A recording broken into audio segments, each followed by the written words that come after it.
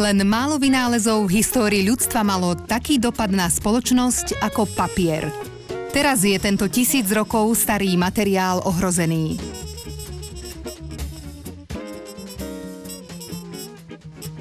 Starý papier je často veľmi krehký a drobí sa vám v rukách a mnoho starobilých kníh bude v budúcnosti ťažko použiteľných.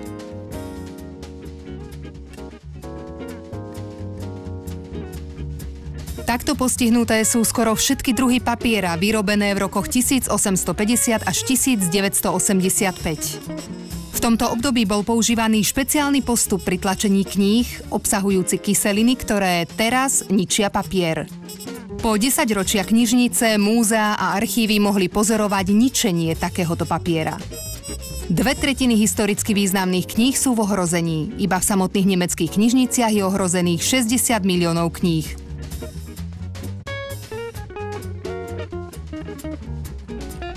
Degradácia papiera je celosvetový problém.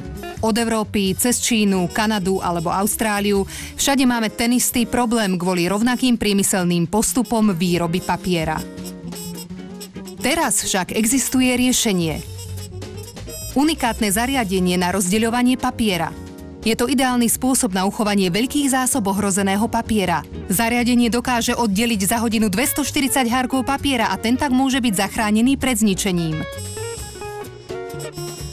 Zariadenie, ktoré je na rozlohe 3000 m2, môže byť obsluhované iba 2 ľuďmi.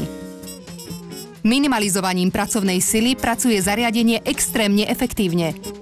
Kedysi sa papier začal najprv oddeľovať manuálne, no táto metóda mala veľkú nevýhodu.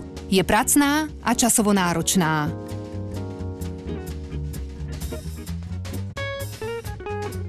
Ak konzervátor oddeľuje papier ručne, nedokončí viac ako 20-30 hárkov denne. Je to súboj s časom. Aj množstvo škôd, ktoré takto vznikali v minulosti, je príliš vysoké na to, aby sa dal papier zachraňovať využitím zastaralých postupov.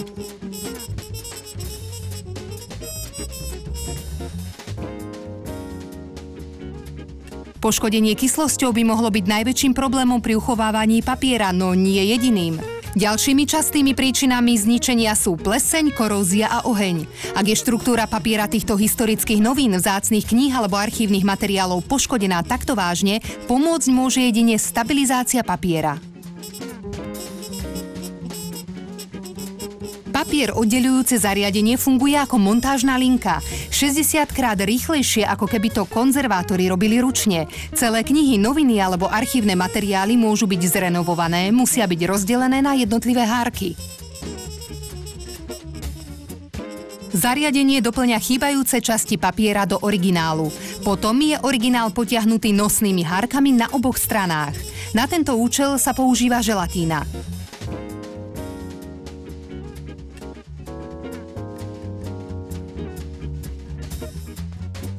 Keď sa nosné hárky neskôr od seba oddelia, aj originál sa tak rozdelí na 2 rovnaké časti. Medzi ne sa vloží tenký, ale odolný papier a obe časti papiera sú precízne zlepené dokopy. Zároveň je z papiera odstránená aj všetká škodlivá kyslosť pred finálnym oddelením. Papier sa potom očisťuje od želatíny a následne je zachraňovaný historický papier oddelený od nosných hárkov.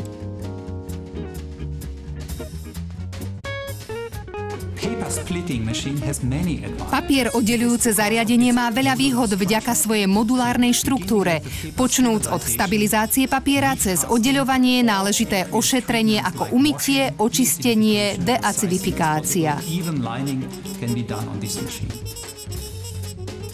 Po oddeľovacom procese je papier odkysľovaný, mechanicky stabilizovaný a teraz je uchovaný pre novú večnosť.